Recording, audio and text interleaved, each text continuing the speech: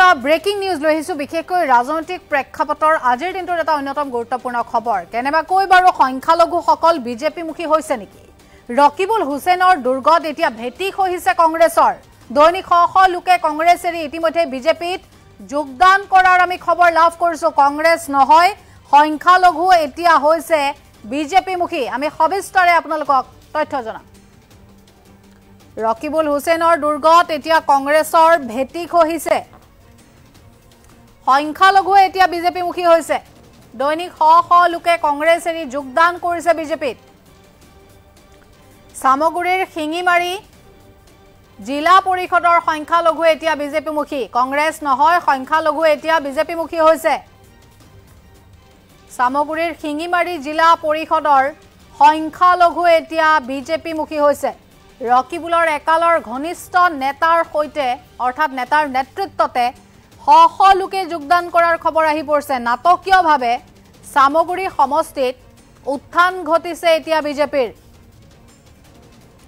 সমাগত উপনিৰ্বাচনত সামগুৰিত প্ৰত্যাহ্বানৰ সন্মুখীন হ'ব কংগ্ৰেছ সংখ্যালঘুৰ বিজেপিৰ প্ৰীতি দেখি উৎফুল্লিত হৈ পৰিছে এতিয়া গেৰুৱা শিবিৰ ৰকিবুল হুছেইনৰ দুৰ্গত এতিয়া কংগ্ৰেছৰ ভেটি খহিছে আমি ইতিমধ্যে উল্লেখ কৰিছো সামগুৰিৰ শিঙিমাৰী জিলা পৰিষদৰ সংখ্যালঘু এতিয়া বিজেপিমুখী হৈছে দৈনিক শ লোকে কংগ্ৰেছ এৰি যোগদান কৰিছে বিজেপিত কংগ্ৰেছ নহয় সংখ্যালঘু এতিয়া বিজেপিমুখী হৈছে সামগুৰিৰ শিঙিমাৰী জিলা পৰিষদৰ সংখ্যালঘু এতিয়া বিজেপিমুখী হোৱাৰ খবৰ আমি লাভ কৰিছো গেৰুৱা শিবিৰ এতিয়া উৎফুল্লিত ৰকিবুলৰ একালৰ ঘনিষ্ঠ নেতাৰ নেতৃত্বতে শ লোকে এতিয়া যোগদান কৰিছে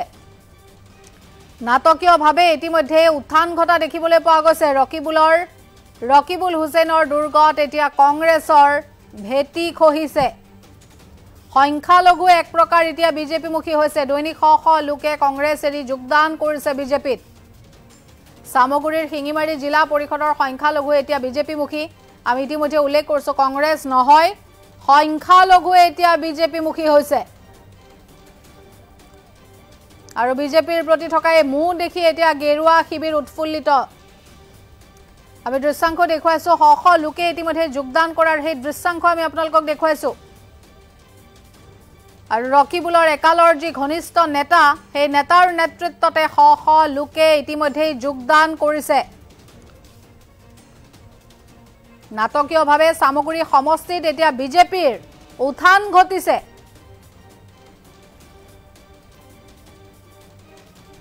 দৃশ্যাংশ দেখুৱাইছো সমাগত উপনিৰ্বাচনত সামগুৰিত প্ৰত্যাহ্বানৰ কিন্তু সন্মুখীন হ'ব লাগিব এতিয়া কংগ্ৰেছ